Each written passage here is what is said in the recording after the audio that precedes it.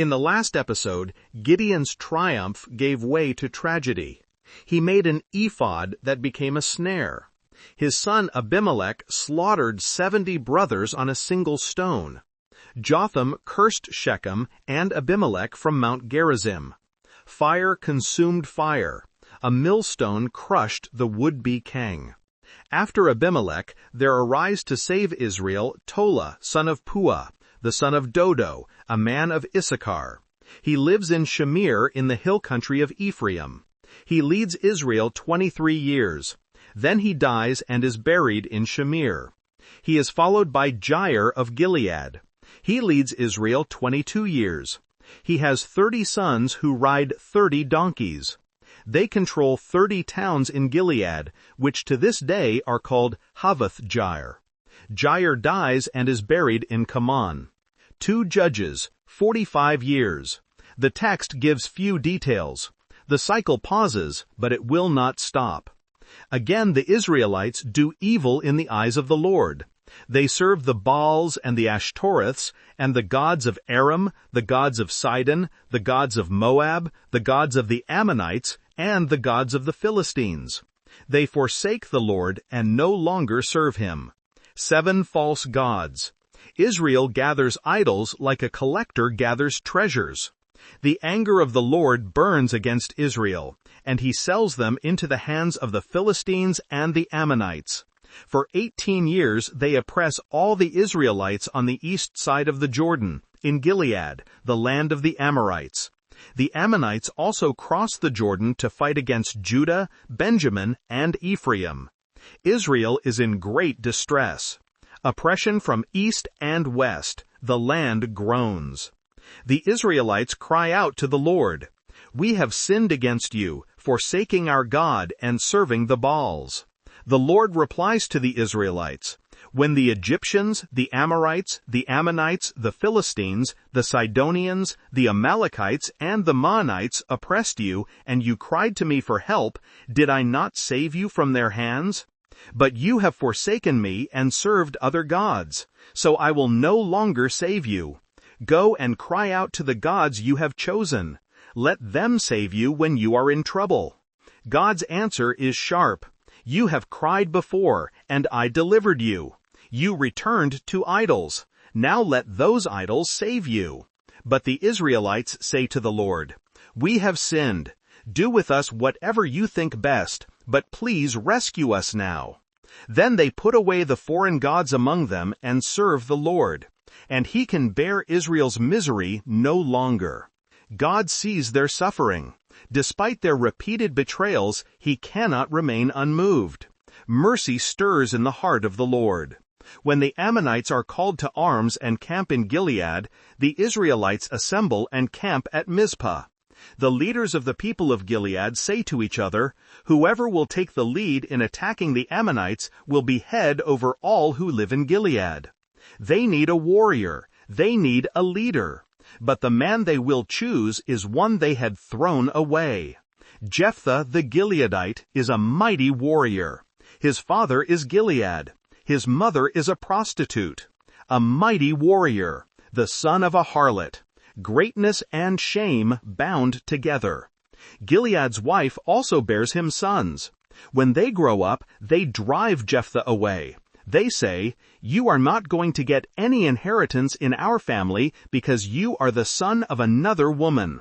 Jephthah flees from his brothers. He settles in the land of Tob, where a gang of scoundrels gathers around him and follows him. Cast out by his own blood, he becomes the leader of outcasts. Sometime later, when the Ammonites wage war against Israel, the elders of Gilead go to get Jephthah from the land of Tob. They say, "Come, be our commander, so we can fight the Ammonites." Jephthah answers the elders of Gilead, "Did you not hate me and drive me from my father's house? Why do you come to me now when you are in trouble?" The rejected one asks the obvious question, "You threw me out, and now you need me." The elders of Gilead answer, "Nevertheless, we are turning to you now. Come with us to fight the Ammonites, and you will be head over all of us who live in Gilead." Jephthah says, Suppose you take me back to fight the Ammonites, and the Lord gives them to me, will I really be your head? The elders reply, The Lord is our witness. We will certainly do as you say. So Jephthah goes with the elders of Gilead, and the people make him head and commander over them. He repeats all his words before the Lord at Mizpah. The outcast becomes the commander. The man they rejected becomes their head. And the agreement is made before the Lord. Jephthah sends messengers to the Ammonite king with the question, What do you have against me that you have attacked my country? The king of the Ammonites answers Jephthah's messengers, When Israel came up out of Egypt, they took away my land from the Arnon to the Jabbok all the way to the Jordan. Now give it back peaceably. The claim is old. The Ammonites say Israel stole their land. Jephthah sends messengers back to the Ammonite king, saying, This is what Jephthah says. Israel did not take the land of Moab or the land of the Ammonites. But when they came up out of Egypt, Israel went through the wilderness to the Red Sea and on to Kadesh. Then Israel sent messengers to the king of Edom, saying, Give us permission to go through your country. But the king of Edom would not listen. They sent also to the king of Moab, and he refused. So Israel stayed at Kadesh. Next they traveled through the wilderness, skirted the lands of Edom and Moab, passed along the eastern side of the country of Moab, and camped on the other side of the Arnon. They did not enter the territory of Moab, for the Arnon was its border.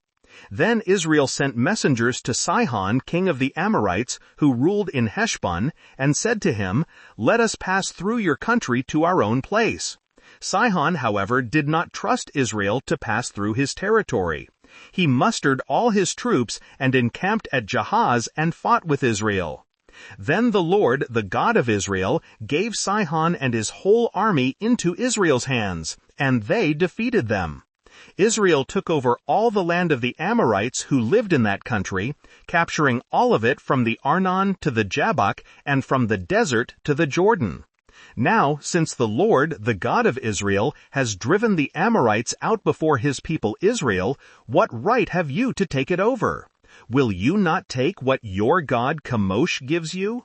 Likewise, whatever the Lord our God has given us, we will possess. Are you any better than Balak, son of Zippor, king of Moab? Did he ever quarrel with Israel or fight with them? For 300 years Israel occupied Heshbon, Aroer, the surrounding settlements, and all the towns along the Arnon. Why did you not retake them during that time? I have not wronged you, but you are doing me wrong by waging war against me. Let the Lord, the judge, decide the dispute this day between the Israelites and the Ammonites. Jephthah's argument is thorough. The land was taken from the Amorites, not the Ammonites. 300 years have passed without challenge. Let God judge between them. The king of Ammon, however, pays no attention to the message Jephthah sends him. Diplomacy fails. War comes. Then the Spirit of the Lord comes on Jephthah. He crosses Gilead and Manasseh, passes through Mizpah of Gilead, and from there advances against the Ammonites. Jephthah makes a vow to the Lord. If you give the Ammonites into my hands, whatever comes out of the door of my house to meet me when I return in triumph from the Ammonites will be the Lord's, and I will sacrifice it. A vow. A rash, foolish vow that God never asked for and did not require. The Spirit of the Lord was already upon Jephthah. Victory was already assured. This vow adds nothing except danger. It reflects pagan thinking, not Israelite faith. The idea that God must be bargained with, that deliverance must be purchased with greater sacrifice. The Torah forbids human sacrifice. Whatever comes out first. Jephthah binds himself without knowing what the cost will be. Jephthah crosses over to fight the Ammonites, and the Lord gives them into his hands. He devastates 20 towns from Aroer to the vicinity of Minnith, as far as Abel-keramim. Thus Israel subdues Ammon. The victory is total. 20 towns fall. Ammon is defeated. When Jephthah returns to his home in Mizpah, who should come out to meet him but his daughter, dancing to the sound of timbrels? She is his only child. Except for her, he has neither son nor daughter. His only child, his daughter, dancing in celebration. When he sees her, he tears his clothes and cries, "Oh no, my daughter! You have brought me down, and I am destroyed. I have made a vow to the Lord that I cannot break." Jephthah realizes what he has done. The vow that should never have been spoken now demands an unspeakable price. She answers, "My father, you have given your word to the Lord. Do to me just as you promised, now that the Lord has avenged you of your enemies, the Ammonites. But grant me this one request. Give me 2 months to roam the hills and weep with my friends, because I will never marry." She